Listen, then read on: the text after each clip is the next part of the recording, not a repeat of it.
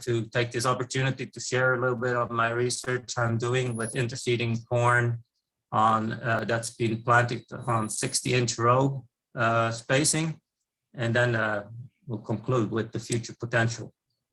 So, good morning, everybody, and welcome to our webinar brought to you this morning by OSU Extension's Agronomic Crops team.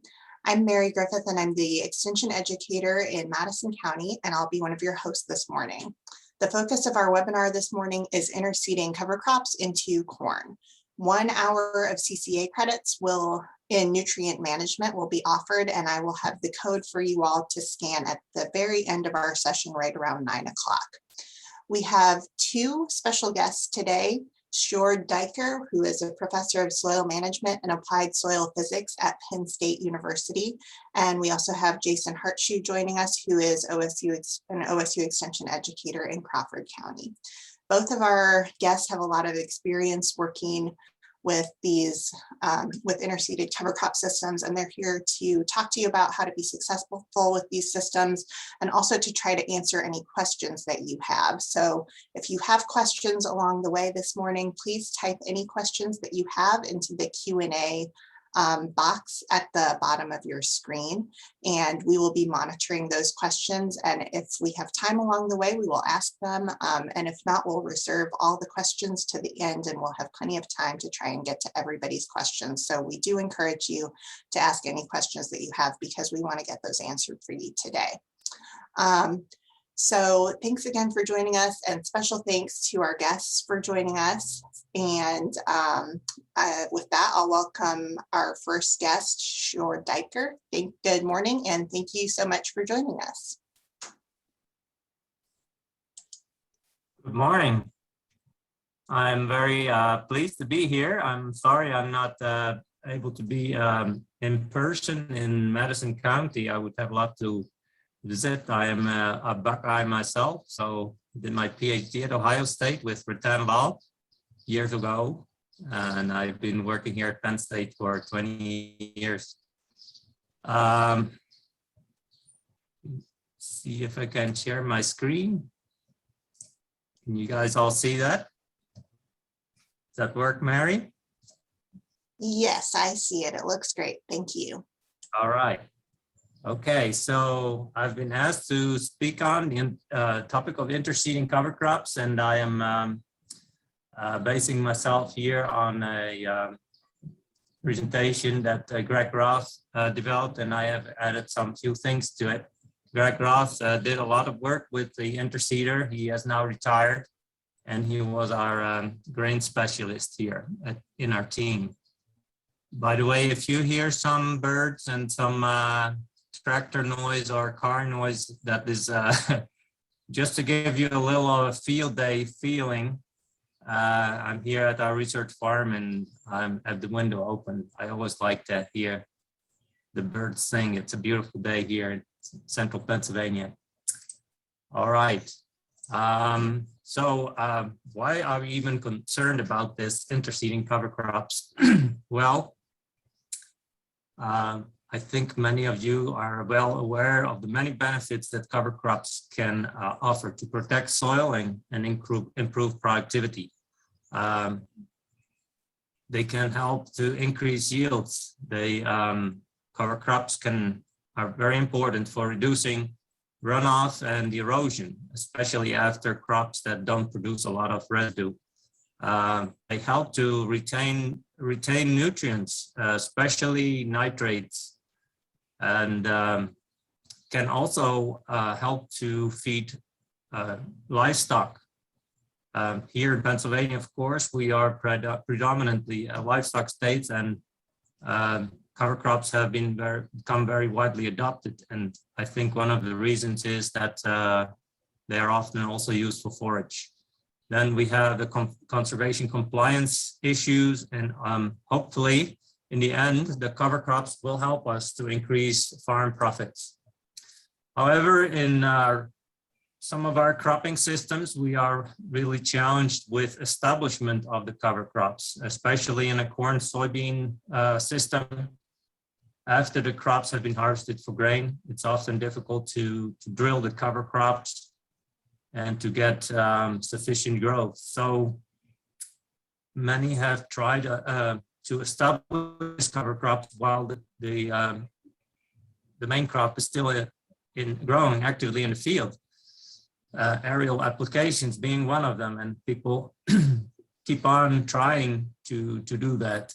We have tried it ourselves as well, but many times the applications are very inconsistent. We don't get good results consistently. Sometimes we get a good catch, and then another time we have nothing. Some work has also been done with living mulches here at Penn State. Actually, a lot of work was done with crown vetch, flat pea, and bird food trefoil as living mulches that would be there all the time, and you suppress them and then plant, say, corn into that every year. But there have been challenges with that system too. They are often too competitive with corn and result in yield reduction. So for that reason, we have started to look into interseeding into the standing crop. Typically, that means seed the cover crop when there is still some open ground showing and we can still get into the field. So that means typically at V6 or before that. That is the end. Now V6 is chosen because that is the end of the critical weed-free period for corn. It's a system that's used a lot in Europe, Canada, and Pacific Northwest. And previous tests have shown one of the concerns was that these cover crops would be acting as weeds themselves. But if we do it at this time of the year, the previous research has shown that there are minimal or no impacts on corn yields. An interseeder has been developed here that is actually now a 3-in-1 pass operation. This interseeder can apply also liquid nitrogen, so you can side dress at the same time that you do your interseeding operation. Herbicides can be applied also by this interseeder under the corn canopy. And then the drill, it has drill units that can be taken off and on. So this drill can also work as a normal drill. You can put the units back in that you take out when you do the interseeding. In our work with 60-inch row spacing, we also add the extra unit between the rows that we have now available since we are using 60-inch row spacing. And some additional features of this drill are that it has assist wheels to carry the weight at the back. This unit is quite heavy to just carry on a 3-point hitch system alone. You need a very big tractor for that, and for our smaller operations, this helps to be able to carry it without having a very heavy tractor. It has a ground drive system, a loading platform, and then it can be converted to a drill unit, and it also has a hitch for towing on the road.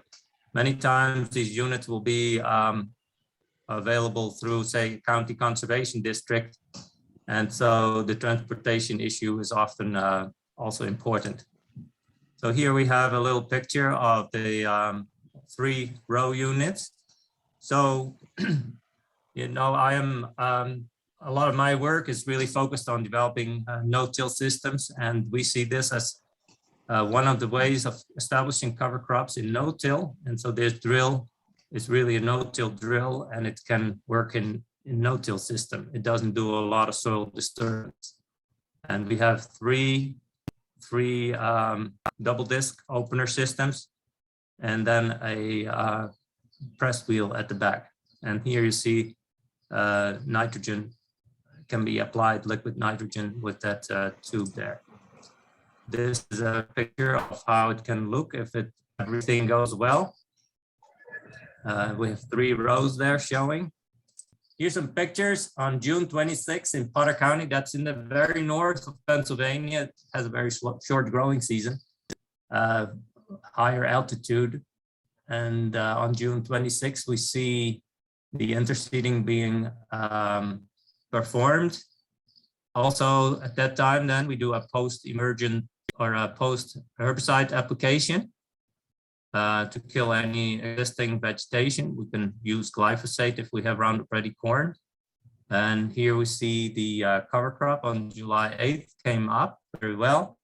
On August, we have the cover crop underneath the corn canopy. And then after corn harvest, we have on October 2nd, this is in this county, they harvest most of the corn for silage. So you see here, and we have, otherwise we would have a bare surface showing, but now we have our, this is a ryegrass cover crop. Here's a bigger picture of that, how that looked after the cover crop was established and the corn had been harvested. Here we have the units that is relatively easy to take them off and put them back on. Takes only like an hour or so to do. Say here we have 4 units, takes about an hour perhaps to retrofit those on drill. Here's a picture with the assist wheels to carry the weight on the back and the hitch for towing. Here's showing you the difference between when we have used interseeding to establish cover crop, this in case this is annual ryegrass with red clover. And another interesting opportunity we have is to next spring to plant our next crop on 30-inch rows between the rows of cover crop, because we still have that space there from the previous year. So in here, as a case in Union County, and showing the picture from October 2014, corn was planted in early May. Late June was interseeded with ryegrass or ryegrass clover or ryegrass and radish, and corn was harvested in November. They did measure nitrates in the ryegrass, and it was reduced from 10 ppm in the no cover crop control versus 4 ppm in the where the ryegrass was established, and the corn yields were still very acceptable for our state. Erie County in the north of Pennsylvania, they did studies in 2 years showing good cover crop establishment using ryegrass, clovers, and radish, seeded at V5 and V6. Glyphosate was applied immediately during interseeding. That works very well. The glyphosate doesn't have a negative effect on the cover crops if applied at that time. And they also looked at a few low residual pea programs that work very well too. Here you see June 28th, seeded the cover crop, and you see that the post herbicide application is needed at this time, and those weeds then will die. And they used a lot of different types of cover crops: ryegrass, red clover, ryegrass alone, ryegrass with the daikon radish, then cowpeas, hairy vetch and radish, wild rye, and eco radish. So one aspect of interseeding is you really need to have species, cover crop species, that are shade tolerant. They have to sit underneath the canopy for quite a while, and they need to be able to survive. So something like cowpeas and hairy vetch, and even the radish, they are not that shade tolerant. And so those have not been that successful, really. Really, the species that have shown most potential are the annual ryegrass and the red clover.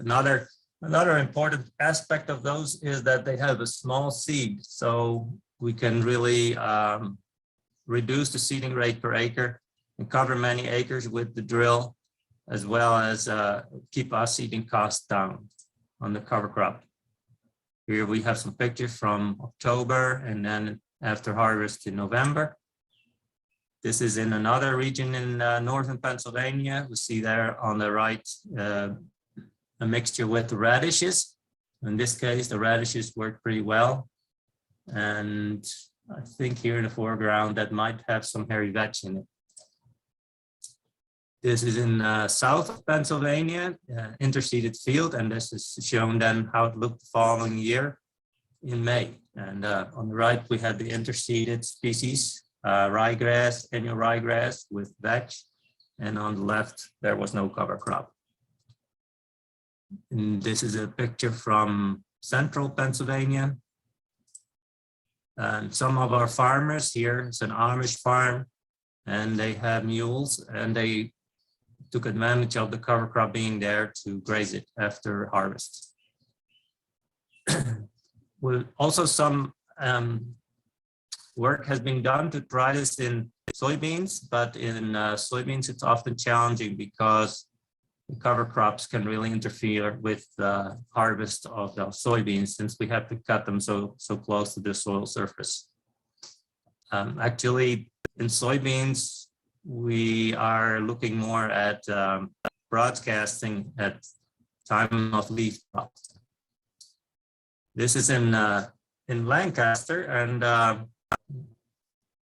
that is in the south of Pennsylvania. One of the experiences has been that in the south, this seems to work not as well as in the north here in Pennsylvania. One of the reasons is that the corn canopy is a little bit more open in the north due to the shorter growing season. And then the cover crops survive better. So here you see in Lancaster, also there we have the better soils are in the south in this area. We get higher corn yields. Corn is highly competitive and competes really heavily with the cover crop. So what we have learned is that what we earlier feared with corn yields being reduced has really been of no concern with this system. But the major concern is, does our cover crop make it? And at the end of the season, do we really have a cover crop showing there? So here's an example of how that worked at the end of the season. Here we are ready to harvest corn, and this was that same picture from before. The cover crop has really had a struggle there to make it, and that has been one of the challenges that we have run into. Here is a picture of the different sites: Rock Springs, Landisville, South Pennsylvania, Bradford County in the north, Lancaster County here, also South Pennsylvania, and Union County in the central part of the state.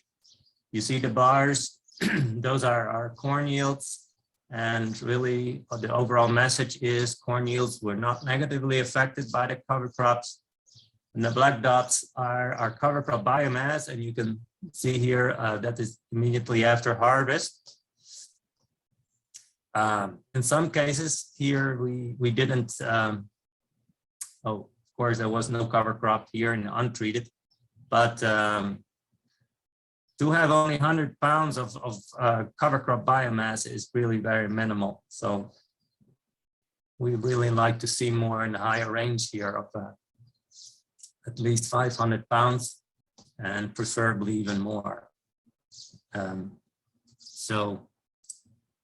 Nitrate impacts. So if we get a good cover crop establishment, a cover crop like annual ryegrass can really help to soak up free nitrogen that is left there. You can imagine after a drought year that works especially well. The economics show that there is a low seed cost. The herbicide costs are moderate, really no different from normal corn production. It has not worked that well for soybeans.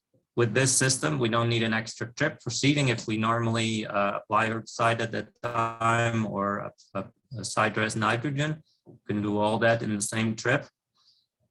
And we need shade tolerant small seeded species. So red clover and annual ryegrass have been kind of our foundational species that have been showing the most success. Now I want to show you a few pictures of work that we're doing and a few results of interseeding forages into 60-inch corn. So there on the left, you see that is 30-inch spacing. And on the right is our 60-inch row corn. If we look at the whole acre, then we used a higher seeding rate in the row. So we beef up the in-row population, but because we of course miss one row every 30 inches, our population is still lower in 60-inch control. Here we didn't interseed, so we end up with 23,000 plants per acre versus in the 30-inch row, 31,000 plants per acre. We used a full flex hybrid. We tried to find this.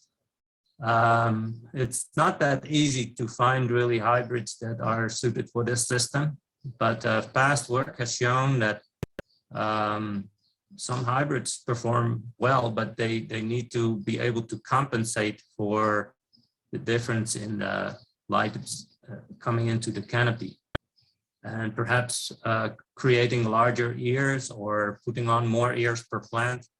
Our hybrids have been completely developed for only putting on one ear, so all those characteristics are a little bit hard to find. But we were particularly interested in looking at establishing perennial forages as part of a, this is more for livestock operations, but we planted Berseem alfalfa mix, 4 pounds of Berseem, which is also called sometimes Egyptian clover. By the way, also another aspect of this is was really interested in using legumes. So we have alfalfa and Berseem, both legumes. We accounted on the Berseem being winter killed and then the alfalfa surviving next year. Then another mixture we tried is orchard grass with alfalfa, 5 pounds of orchard grass and 15 pounds of alfalfa. Red clover and wheat. This is from last year. And last year we had a terrible drought here in Pennsylvania in the central part, and also even in the south it was dry. So actually our wheat kind of petered out and the red clover was only left. And then the fourth mixture we looked at was a tall fescue with clover. This was a clover mixture using red, ladino, and yellow sweet clover. And some way or another, this mixture was a little bit less vigorous than the other ones. Here are our corn yields from last year. So you have the 30-inch row control. We had very low yields to the drought, but the yields were a little bit further reduced due to planting on 60-row spacing. And if we had the orchard grass alfalfa, Berseem alfalfa, or red clover and wheat, our yields were further reduced. So we see that I started to realize these species consume a lot of moisture. And if we are in a drought year, that can hurt our corn yields somewhat. Corn yield reductions in these vigorous cover crops or forages was about 31%. Just only the, now this is not a significant yield reduction, but it was a 16% yield reduction just due to the 60-inch row spacing. With this hybrid, we didn't see that the yields were kept the same. This is a farmer, few farmers here in Pennsylvania were also interested in looking at this system. Last year, one farmer in Lancaster County, he tried compare the 30-inch control with the 60-inch control where we don't have a cover crop. So the yields were about 185 on the 30-inch row spacing and 140 or 150 bushels per acre on the 60-inch control. And he used red clover and weeds and orchard grass alfalfa on his operation.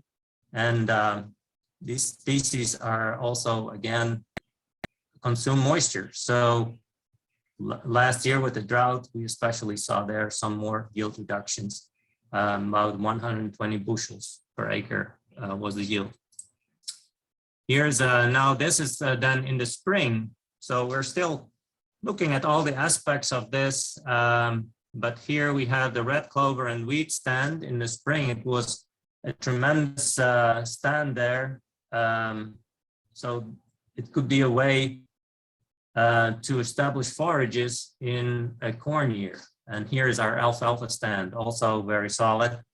Tall fescue clover mix was a little bit spotty, but compare with here where we don't have any cover, really only some chickweed. So in conclusion, interseeding in no-till systems is now doable. We have multi-use interseeding equipment. We need shade-tolerant, small-seeded species. They show the most potential. The major challenge still remains cover crop survival, and corn yields are not reduced. We are also trying forage establishment in corn and planted in 60-inch rows. Thank you very much. Thank you so much for your presentation. I'd like to remind everyone that you can ask questions. There is one question that I think you addressed already that was asked earlier on. Has there been a yield drag reported if interseeding is done at the same time as corn planting? No, we have not seen corn yield drags. I didn't show you any results from, what we would hope though is that the following crop would be, the crop yield would increase due to the cover crop, but I don't have any results for that to show. Especially, so what we have seen with other cover crop work is that if we use especially a leguminous cover crop and we plant corn, we often see a yield boost in that following corn crop. That is not only due to the nitrogen, we can also reduce a nitrogen rate, say after a red clover cover crop, or say if we have hairy vetch or crimson clover, those are annual cover crops that are legumes. And we typically see a yield boost of perhaps 20 bushels per acre on those after those cover crops, which is above and beyond the nitrogen contribution. So we can reduce some on nitrogen applications, but we can also see a yield increase due to the rotation effect of the legumes. Thank you. I see that there are more questions coming in. Please continue to ask questions in there. We'll get to them within just a few minutes.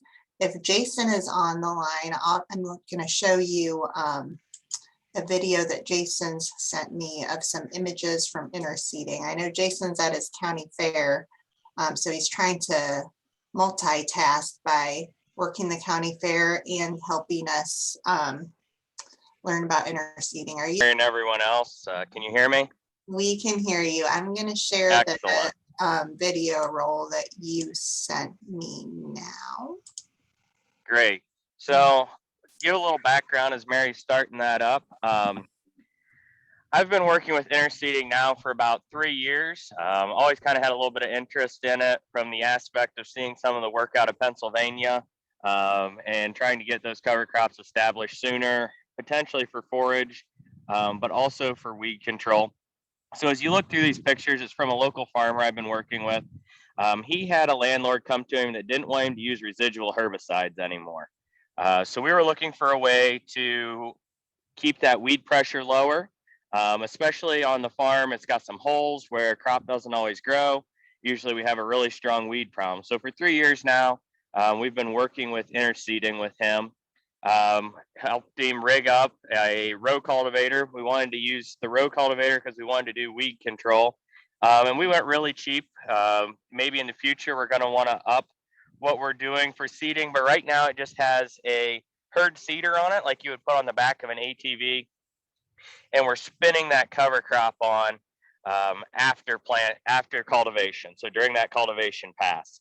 As you look, you can see some of the crop growing down in the canopy. So right now you're seeing some early growth of that cover crop. The corn's probably about shoulder high at that point. And then as we move through, we get into right now, the corn just went into tassel. You can still see it's gotten a lot darker down there. The first year we tried a lot of different species. We've kind of settled on a red clover radish blend. The red clover does really well down in the canopy. The radishes take off anywhere where there's light coming through and provide that ground cover and shade. The red clover just doesn't grow fast enough to shade out weeds compared to the radishes. That's the corn there yesterday. There's a spot in the field where the radishes are doing very well because we don't have full canopy closure. This here is just from last fall that you're seeing now of those radishes. We really haven't seen any yield loss. We've done a couple strips. The challenge with doing strips with him is that we don't have good weed control in any low areas without putting that cover crop out there. Moving into some work I started doing down at Farm Science Review and the demonstration plots. It was supposed to be for all of you to come visit us last year and see some different things on interseeding, look at different species growing within the corn, look at some potential to use residual herbicides with interseeding. If you have interest in that, there's some videos out there that we did. Unfortunately, that kind of fell apart with not getting to have the live review. But this year we decided to go at it again. That's actually one of the Penn State interseeders that we have here at Ohio State for plot work. Planting cover crops down at Farm Science Review for this year. They're looking really good. They almost have too much growth on them. As you can see, we planted, it was probably V5 when we planted. We might have been better off to wait a little bit. One thing we have seen is we come through and side dress with 28 about the day before we interseeded, and where that 28 band was, if it fell on the row of the cover crop did not grow in that band of 28. Probably too much salt there for the seed. So it was a little head scratching, but we finally figured out why that didn't grow, why we were missing kind of the middle row out of that corn. But what we're really seeing is very similar to what you heard earlier. The red clovers do really well. Annual ryegrass does really well. The challenge I have with annual ryegrass, we tried it with this grower. Without the strong herbicide program, he has some trouble controlling the annual ryegrass in the spring. We mow boarded it under and that worked fine, but we really don't want to mow board that field every year. It's not no-till, but we want to be able to use some conventional tillage on it, chisel plow and control those cover crops, which we can do with the red clover, but not the annual ryegrass. And we tried some other things. So we put peas in one year. The peas did not grow very well at all. It was a little bit dry. We did have a few peas that decided to climb the corn plants, which was less than ideal, where they were getting enough light and happened to fall in a crack and get enough seed to soil contact. From my experience, it seems like the smaller the seed, the better, and probably the harder the seed so that it has more time to get enough moisture to properly germinate and grow. So the red clover is doing good. The radish does good. We had some rapeseed. It did well. Planted hairy vetch, a little bit bigger seed. It seems to struggle with germination. But we got some really cool demonstrations down at Farm Science this year that if everybody has time, I encourage you to stop out. It's in the middle of the plots and visit with us about some of this interseeding. I think it's got some really good potential to help get these cover crops started sooner. But there's definitely challenges with the system. Definitely need to continue to look at the herbicide programs that go with it. We know that's a challenge and know we need to work on that into the future. But right now, a glyphosate system, maybe with some row cultivation, does seem to do an okay job of controlling the weeds. So I guess that's a short update on a little bit of what we have going on in Ohio. Maybe we open it up for questions and I can stay on the line and we can both field your questions. Thank you, Dr. Duiker and Jason, for those presentations. We got a few questions here. Feel free to jump in both of you. These came in when Dr. Duiker was finishing his. Looking at your 60-inch row research, did you look into any value in grazing when you had those wider rows? Were they able to develop more cover crop species? Well, I just started last year just to do some work on it, and this is our second year. We haven't had the opportunity to integrate the grazing into it, but definitely that is something that we are very interested in. I have another project where we we look at grazing cover crops, but those cover crops are just either established after corn silage harvest or after small grain harvest. And so we're working with some farmers here who are interested in integrating grazing into their annual crop system, grain crop or silage crop production. And we're working with NRCS. They're establishing fencing and learning about grazing, doing the management intensive grazing with mobile fencing, but that we don't use interseeding in that project. We just use establishing the cover crops after either small grains or after corn silage harvest. So we especially look at the soil health aspect there. And one concern was that the animals would cause soil compaction, but we have done that for a few years now. We followed we measure different soil properties like bulk density, infiltration rate, CO2 burst, organic matter, aggregate stability. And we didn't find that the grazing negatively affected the soil, so soil compaction wasn't a concern. We also found that now in our case, our farmers, they really were particular on the grazing aspect. They used rotational grazing, so they would graze only one day and move the animals every day.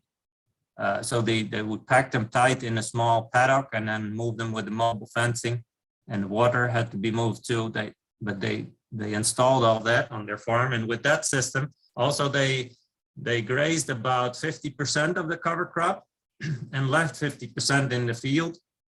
And then sometimes they could graze twice, sometimes they grazed only once.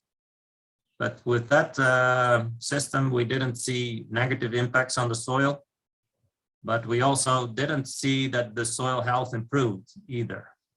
It was just basically a wash, but now of course they had the forage value of the cover crop. So in hay, if you compare that in hay, was a substantial benefit financially and making cover crops more interesting.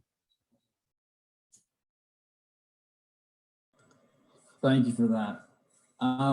Did either of you notice any sort of increase in cover crop survival or establishment when you were planting earlier into those existing crops? Well, Jason can also pitch in, but sometimes when it gets dry in the summer and the corn is there already so vigorous, that survival becomes a problem. And we do have a few cases where we played around a little bit with establishing the cover earlier.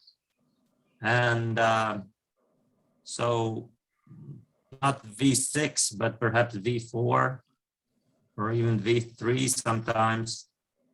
And it can help with cover crop survival. But you know, it's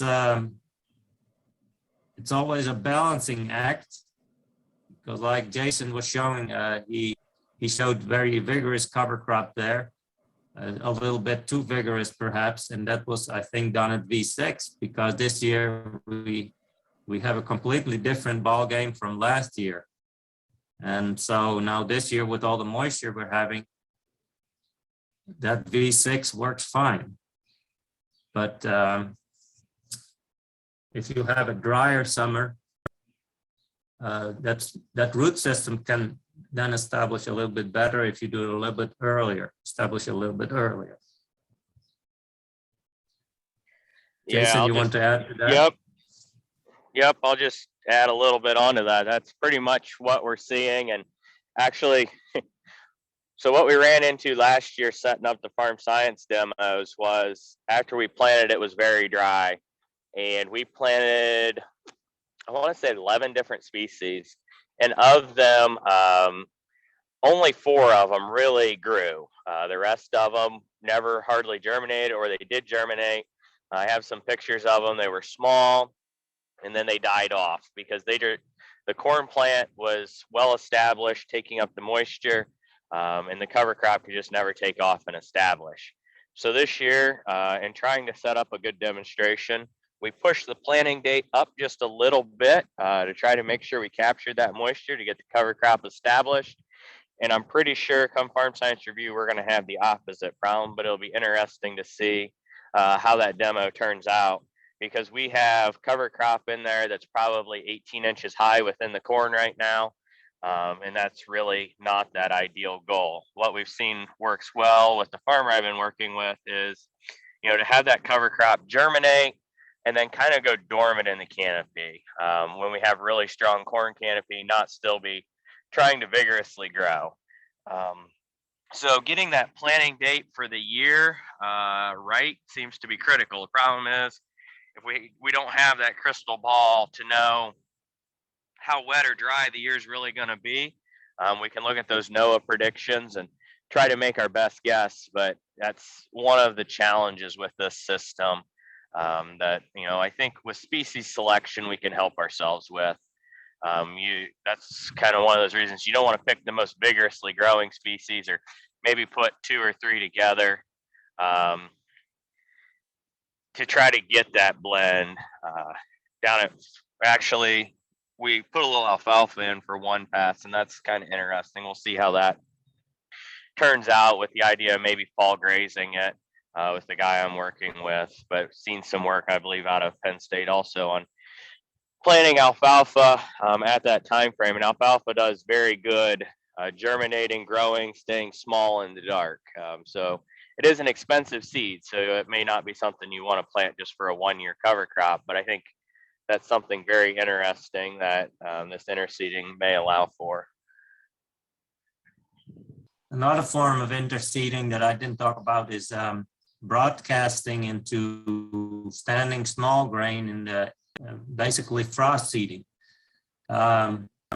There we don't use a special machine. We just that's an other time of the year when broadcasting can actually be more successful.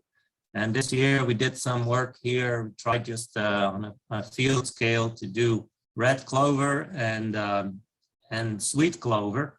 I was really interested in the sweet clover because it's known for having a very vigorous taproot, and it was originally always used for soil improvement. And it was interesting. We just harvested wheat last week, and where the red clover was broadcast, we have a solid stand basically of red clover, and where the sweet clover was a spread, we don't have a whole lot to show for. There's a few spots in the field where we see some sweet clover, and I was struck by the difference between species. It seems, I don't know if sweet clover, I think it is very similar to alfalfa in many respects, although of course sweet clover is a biennial, not a perennial, but it's also, I think it needs more, a lot of water. It hogs a lot of water. It has a deep taproot, but I'm not sure about its shade tolerance. So I'm wondering if the red clover is more shade tolerant, and therefore it was a pretty heavy wheat stand. And I was wondering if that cover crop would make it underneath that canopy, it being so dark underneath. And we just broadcast the seed in, I think it was in March. But the red clover did very well, but the sweet clover didn't do so well. Thank you. You guys both kind of touched on that. There's a question coming up here in a minute about crimson clover being shade tolerant. And Jason talked a little bit about that as well, with some of the challenges he ran into with canopy closure and that getting established. Another question I've got, when you're introducing another growing crop into an existing corn stand, did you notice any additional insect damage in that corn crop, or, pest issues with the cover crops being interseeded in there? I have not really noticed an increased amount of pest damage. Now, something to keep in mind with your planting equipment is you don't want it to damage that corn crop because mechanical damage, just like hail damage can be, a open wound that allows fungal disease to take hold in those plants, or even attract insects as they're leaking sap. But we really haven't seen an increase in that damage.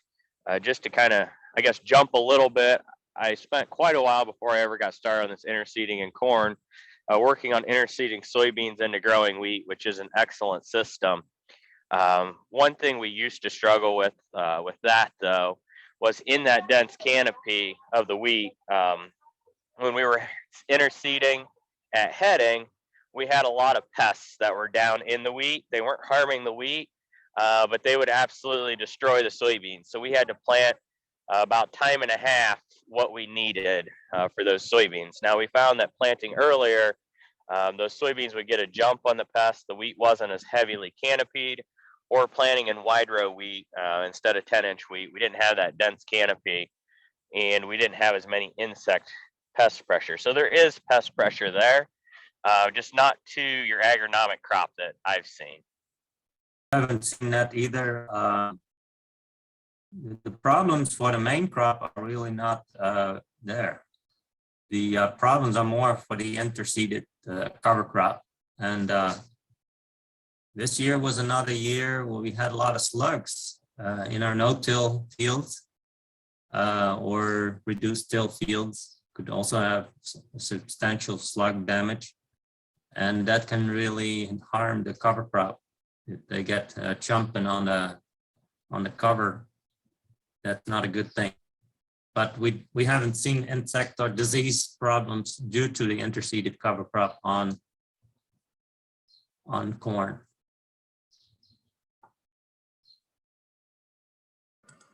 Thank you. We've got another question here relating to cereal rye. Have either of you worked with that as far as an interseeded cover crop? And then the question about, are you able to spray Caprino on it, which I believe is a Bayer product that you can spray into corn? Have either of you had any work with that? So the reason we don't use cereal rye is because it doesn't do so well in the shade. So also, of course, it can become tall, but it's and then the seed is bigger. You need a higher seeding rate. Really, the small seeded crops work better. I don't know about that product and its effects. I don't know about that. Jason, I don't know if you have any experience with that. Yeah, I'm not sure on Caprino. I know the label, but really, I don't know you can even find it to be a concern. So far, I have not gotten cereal rye to grow.